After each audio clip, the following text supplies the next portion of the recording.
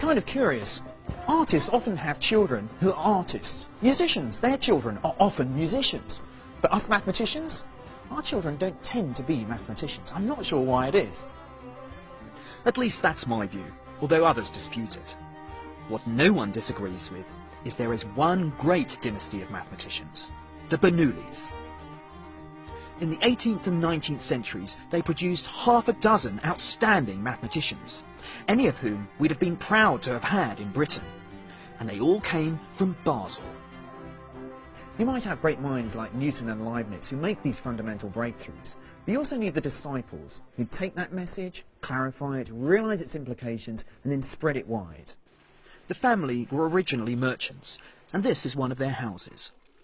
It's now part of the University of Basel, and it's been completely refurbished, apart from one room, which has been kept very much as the family would have used it.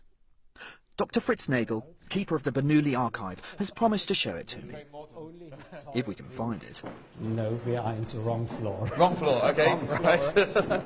Right. Look, are these free apples? We can take an apple? No, wrong mathematician. Eventually, we got there. So this is where the Bernoullis would have done some of their mathematics of Yes. an evening. I was really just being polite. I'm not sure we should have bothered.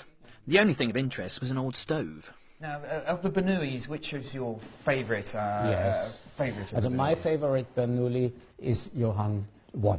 He is the most smart mathematician. Perhaps his brother Jakob was the mathematician with the deeper insight in the problems, but Johann found elegant solutions. The brothers didn't like each other much, but both worshipped Leibniz. They corresponded with him, stood up for him against Newton's allies, and spread his calculus throughout Europe. Leibniz was very happy to find two gifted mathematicians outside of his personal circle of friends who mastered his calculus and could distribute it in the scientific community. That was very important for Leibniz. Yeah. And important for maths too. Without the Bernoullis, it would have taken much longer for calculus to become what it is today, a cornerstone of mathematics. At least that is Dr. Nagel's contention, and he's a great Bernoulli fan.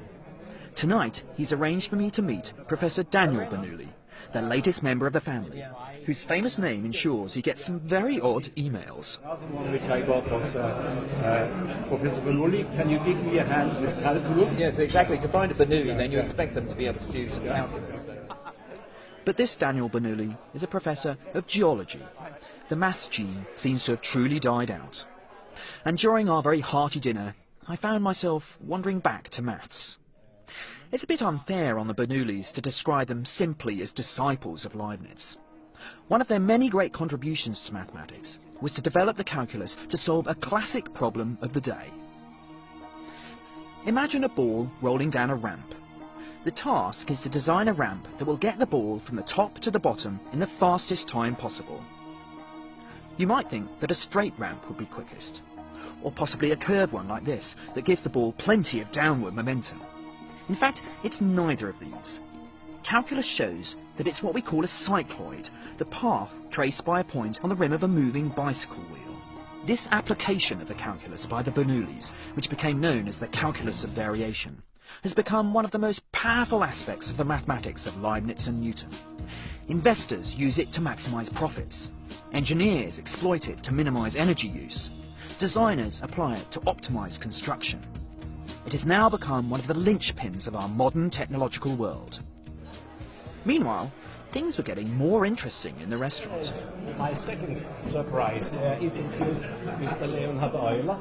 Daniel Bernoulli. Leonhard Euler, one of the most famous names in mathematics. This Leonhard is a descendant of the original Leonhard Euler, star pupil of Johann Bernoulli. I'm the 9th generation and the 4th Leonhard in our family after Leonhard Euler the first, the mathematician. Okay, and yourself, are you a mathematician? Actually, I'm a business analyst. I can't study mathematician with my name.